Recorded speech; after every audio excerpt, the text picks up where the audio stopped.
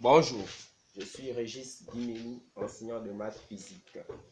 Aujourd'hui, nous allons voir la cinématique, plus précisément le mouvement uniformément varié, classe de terminale.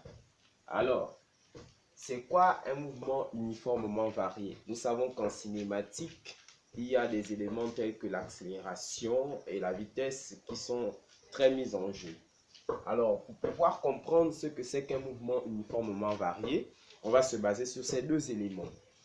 Nous constaterons que pour un mouvement rectiligne, par exemple, nous avons vu qu'il pouvait être uniforme.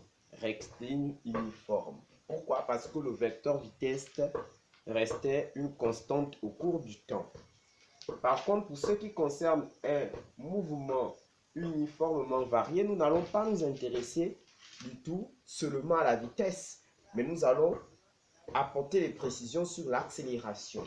Alors, quand est-ce qu'un mouvement est uniformément varié? C'est lorsqu'un mouvement a pour accélération une constante, simplement. Je rappelle que le mouvement uniformément varié peut également s'effectuer sur une trajectoire rectiligne, circulaire ou curviligne. Ça dépend du phénomène à étudier, donc de la trajectoire du mobile. Alors, puisque nous parlons de l'accélération, quant à la vitesse, comment elle doit être? Nous savons que par définition, l'accélération que je note ici A est égale à la dérivée de la vitesse ayant pour cette dérivée se fait avec la variable temps. Alors ici, nous allons voir que si notre vitesse ne varie pas, c'est-à-dire si notre vitesse ne dépend pas du temps, l'accélération va être nulle. Et si la vitesse ne varie pas, nous sommes dans le cadre d'un mouvement, on va dire, si nous sommes dans un mouvement rectiligne, que c'est un mouvement rectiligne uniforme. Et l'accélération va donner ici 0. Mais pour ce qui concerne un mouvement uniformément varié, il va falloir que la vitesse varie en fonction du temps, que la vitesse dépende du temps.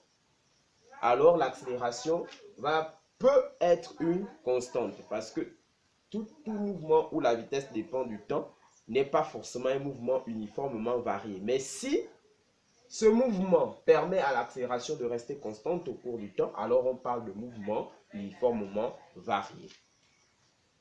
Quant à la variation, lorsqu'on parle de variation, soit on augmente, soit on diminue. On dit qu'on varie. Alors, le mouvement uniformément varié peut donc être soit accéléré, soit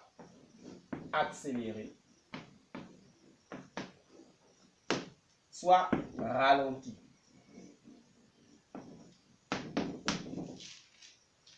Alors, comment identifier un mouvement uniformément accéléré d'un mouvement uniformément ralenti?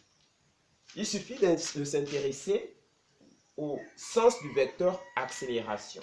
Si je prends ce cas où le mouvement s'effectue dans ce sens, je vois par exemple ici que j'ai le sens de la vitesse et que mon vecteur accélération va dans le sens contraire, ce que je suppose ici, l'accélération, vecteur accélération inférieur à 0, donc négatif, je veux dire, sa valeur est négative. Dans ce cas, on a un mouvement accéléré, non, ralenti, excusez-moi. Mais si nous sommes dans un cas où la vitesse est toujours dans ce sens et l'accélération également, on peut représenter ça également dans ce sens.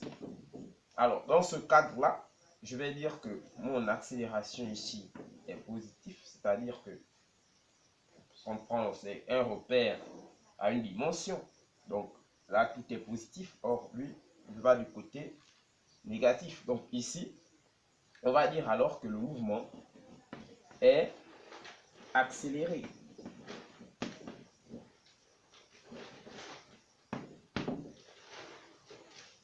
Alors, nous pouvons donc nous en tenir au sens de l'accélération, mais ce sens n'est pas toujours visible si on n'a pas, comme vous voyez, une représentation graphique du mouvement. Alors, il n'en demeure pas moins que lorsqu'on est face à un exercice où tout est plus théorique que pratique, nous pouvons simplement étudier le signe du produit scalaire de l'accélération par la vitesse. Alors, celui-ci, lorsqu'il est négatif, nous renvoie au mouvement ralenti, et lorsque il est positif, cela nous renvoie au mouvement uniformément accéléré. Voilà. Ce phénomène peut aussi être visible dans une représentation graphique où nous avons un repère. Il y a la vitesse en fonction du temps. Et voici la représentation de cette fonction, la vitesse en fonction du temps. Alors, on va constater que le coefficient directeur de cette droite-là sera exactement l'accélération, c'est-à-dire ça ne va pas varier au cours du temps, et que c'est la vitesse qui varie au cours du temps ici. Là, ma droite, elle est croissante, ça veut dire que ici, il s'agit d'un mouvement uniformément accéléré. Mais dans un mouvement quelconque, on peut avoir l'intervalle de temps où le mouvement est accéléré et l'intervalle de temps où le mouvement est ralenti. Donc, c'est dire que tout mobile en mouvement peut décrire des divers types de mouvements au cours de son exercice au mouvement. Alors, c'est à nous maintenant de pouvoir étudier ce mobile intervalle par intervalle. Je crois que je vais m'arrêter par là pour ce qui concerne le mouvement uniformément varié, et nous allons avoir plus de détails lorsque nous allons passer dans les exercices d'application dans une prochaine vidéo. Merci pour votre compréhension.